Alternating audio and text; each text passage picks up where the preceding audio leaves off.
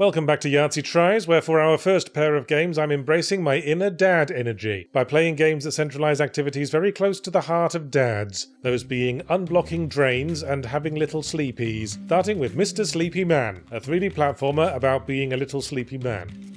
Oh yeah, hoover them up, yes. Yes, cereals. Ha ha ha ha ha ha. I broke your window. And again. And that, I was supposed to do that, apparently. Good. Well, I think Mr. Sleepy Man is one of those games best summarised by dryly describing the things that happen in it. You are a little sleepwalking man in a world that looks like Edmund Macmillan got hired by Cartoon Network in the late 90s, and you're friends with a huge soft-spoken head with arms and legs who asks you not to smash his window. So you smash his window and escape into a bizarre neighbourhood where I got arrested for accidentally trespassing in a home, flushed down a toilet, and wound up in a boss fight with various Italian-American mice, where I was killed and then sent to a strange realm where the head with arms and legs talks me through his relationship with a tiny purple dinosaur in the form of a music video where we have to play little WarioWare minigames throughout. Oh, it's the Luigi's Purple Coin Challenge. Hooray, I've won one of these. I'll put it in my one of these collection. Well, I guess the game was as uncertain as I am as to what the hell that was. Ow. You get. Oh yeah, that's the stuff I like. Oh yeah, I'm cooking the fuck out of you, Papa Bear. Oh man, pull up a chair, Papa Bear. Yeah, by all means, cover me up with that ... You know I love a bit of stream of consciousness game design, and this is scratching that itch. I had a lot of uncertainty about where I was supposed to go, but it seemed like whatever direction I stumbled in took me to some weird, unique encounter or other. Oh man, he does not want you here. You might need to do some sleepy stealth, or beat him to death with a pillow. I mean to sleep. What happened to pulling yourself up by your bootstraps? If a man busted into my house and fucked my wife in front of me, I'd at least expect him to do some chores. After all that, the actual 3D platforming mechanics are kind of shoddy. It's got the usual depth perception problem, especially when it mucks around with the camera at determined points. This has long been understood, people. 3D platforming plus fixed cameras equals sadness. Like, what? Yeah, like where the fuck is that in relation to me? Okay, it's there. You'll never catch me. I'm the gingerbread man. Pizza parkour. Whoa! I will burn off my handcuffs with fire. I don't even know anymore. I don't know who I am. Nevertheless, I don't think 1 hour could ever have been enough to plumb the depths of this game, so consider it cautiously recommended. And speaking of plumbing depths, our second game was DrainSim, a full-on dad game. Not even post-dad. And I suppose you could call it a counterpoint to Power Wash Simulator, in that it seems to depict the aftermath of what happened after the Power Wash Simulator guy came through town and deposited the entire contents of Lake Michigan over it. I am a plumber.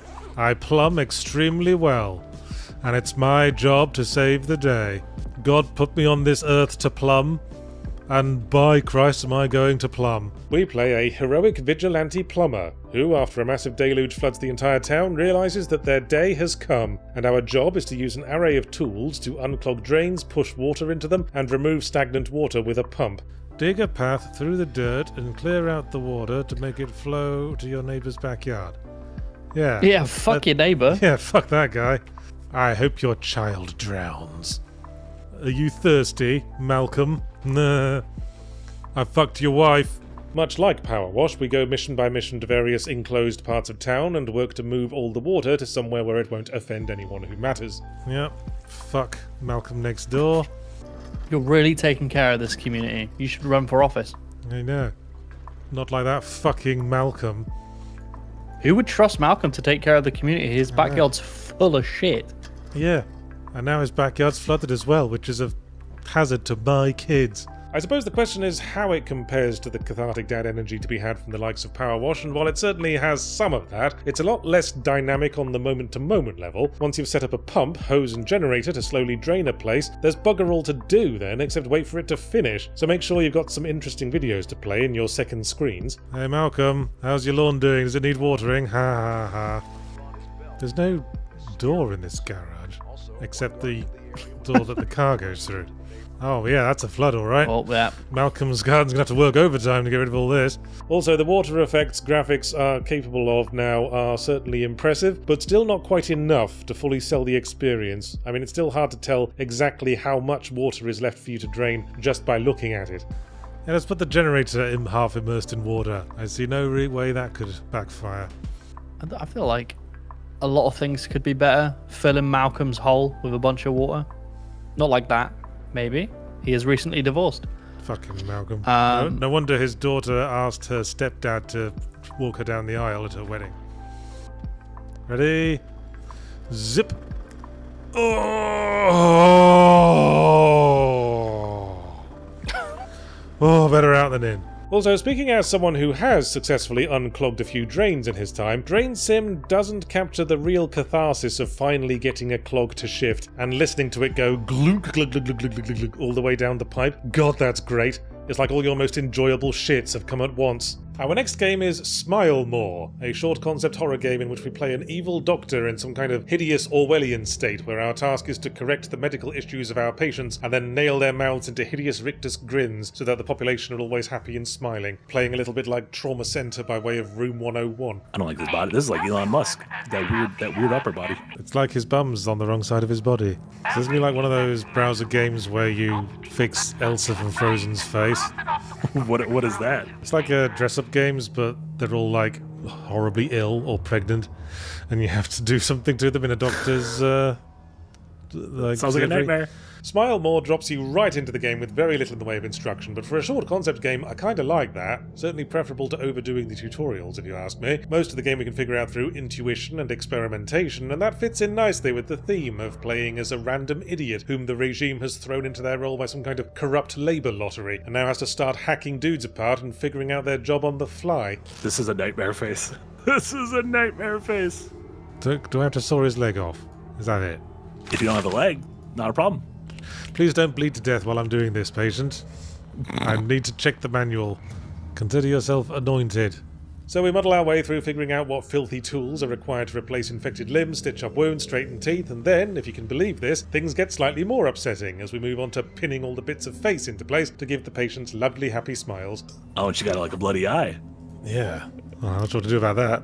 Steel wool, perhaps? That's one thing You we really, can do. you really just want to use the steel wool. Rub, rub, rub, rub, rub, rub, rub, rub, rub.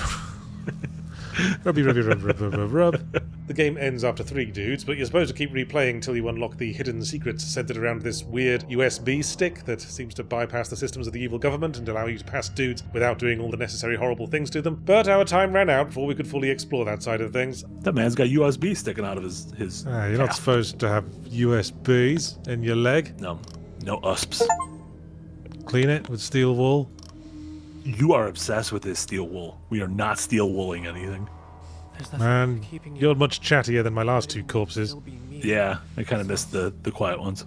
I think the game establishes its vibes admirably, but in the end I bounced off it quite hard when it became clear that every time I used the USB stick, it was going to make me do 3 rounds of one of those annoying get around the maze without touching the walls screamer games, and improperly reattached bollocks to that. So our last game we tried was Rhell, hang on while I look up the subtitle, Warped Worlds and Troubled Times, a third-person action adventure that I was drawn to by the promise that it's based around a fully customizable magic spell system in which we can create theoretically millions of different spells by combining different sequences of runes, which is all very well, but it turns out an awful lot of those spells will end up falling under the heading Make Physics Objects Spaz the Fuck Out.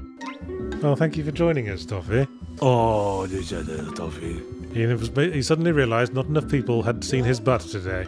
I mean, the game boasts like millions of different spells, but I guess push, and then push, and then push, and then push, and then push. That probably accounts for quite a lot of them. In execution, Rhell is a vaguely Paper Mario-esque adventure in which our wizard protagonist must navigate a series of environmental puzzles to reach objectives, each of which has many possible solutions, and whenever a game promises that sort of experience, the end result is usually you end up stacking crates a lot, or in my case using the maximum power water stream spell a lot, which allowed me to levitate backwards across any gap, and I suspect that was an oversight. Still, there's some janky charm to that. Hey! Now I've got the urinate spell. Prepare to be amazed by my copious micturation spell. I am underwhelmed. Having to open your spellbook, delete your last spell, and compose the next every time you want to do anything felt a bit clunky. You do later unlock the ability to map a spell to a single button press, but frankly that should have been a standard mechanic from the beginning. I'm a busy man, damn it, with a lot of cube-shaped objects to stand on. I can't grab that. I can only urinate on it. Push and urinate. The big 2. this I is. get pushed back. Oh.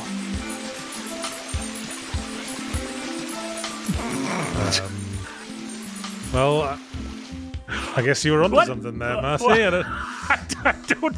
As I say, there is charm, and one hates to sound superficial, but this is not a pretty game. The colours are so garish and clashing. I'm mystified by the insistence that 4x3, with ugly permanent banners either side of the game, was the intended way to play.